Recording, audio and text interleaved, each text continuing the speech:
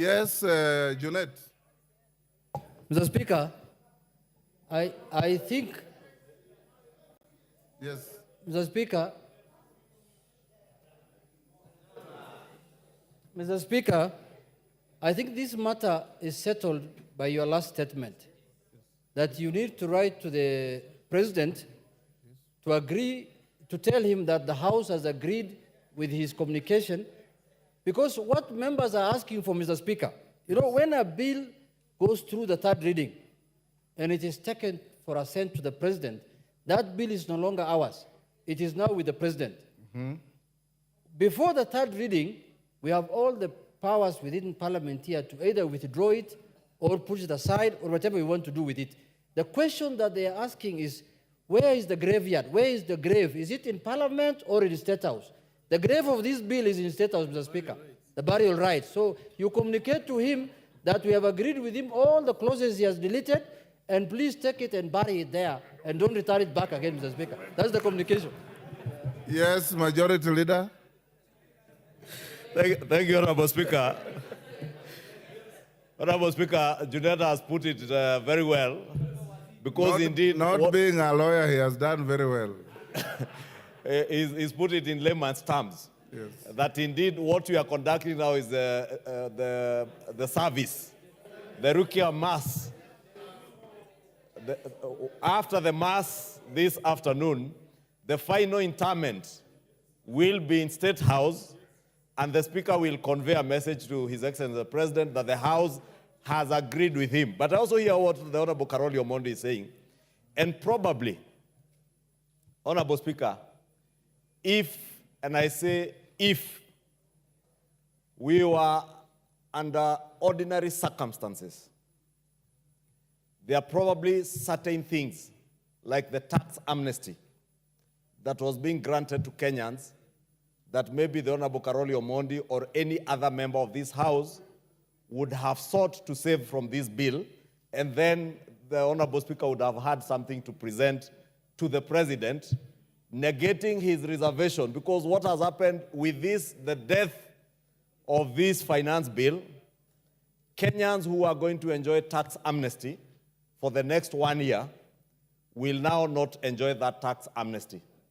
Kenyans, Honorable Speaker, who are also going to be exempted from ETIMS, our small-scale business people and farmers who are going to enjoy exemption from ETIMS, have now lost that opportunity with the death of this bill.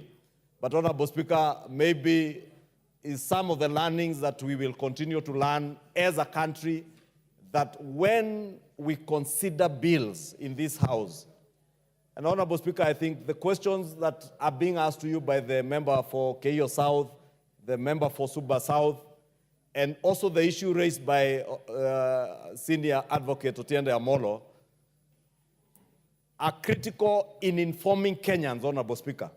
Because you remember on the X space, Honorable Speaker, when the President declined to assent to this bill, on the X space, Honorable Speaker, Kenyans were being told, oh, forget about what is being done today.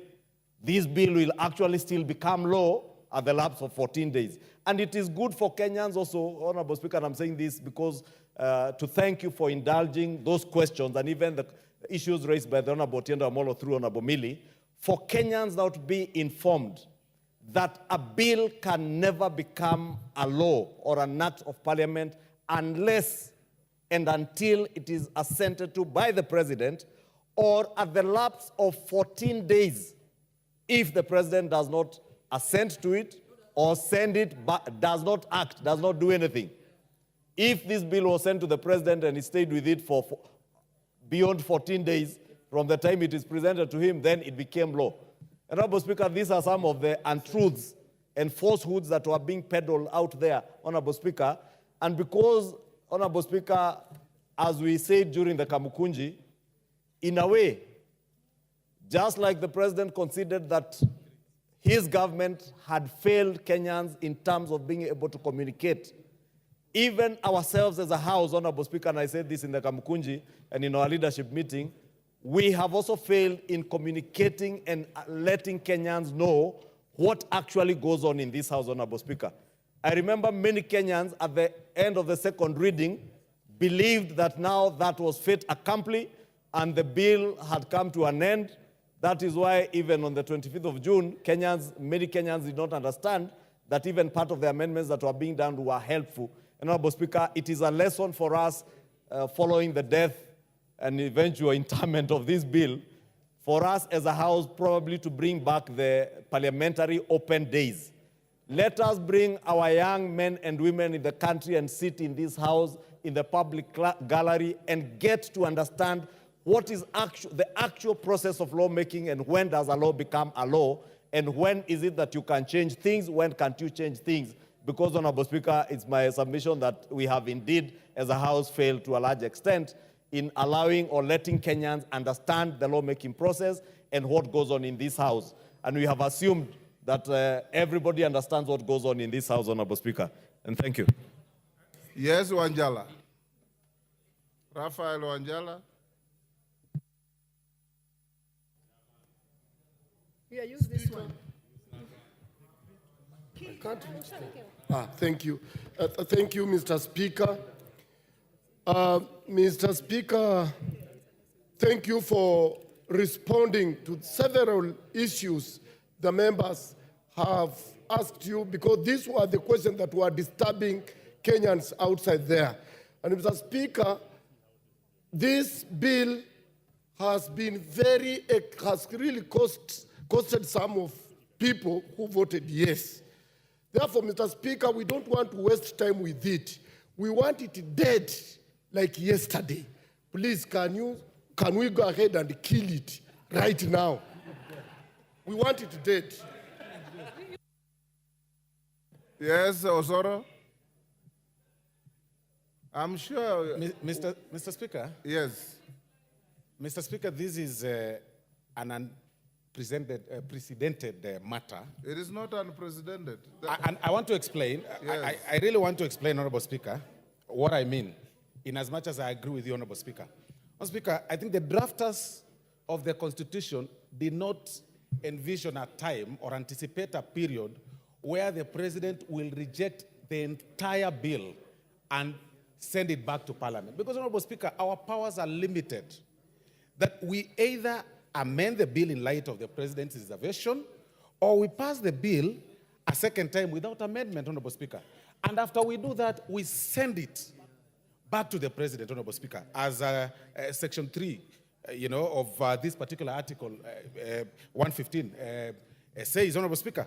But like you've well put it, where there is such a lacuna in law, Honorable Speaker, this institution, which is a law-making institution, Honorable Speaker, a legislative arm of government, is also free to make, the laws or amend the laws within the confines or where the law is silent, where the Constitution of Kenya, the supreme law of the land, is silent.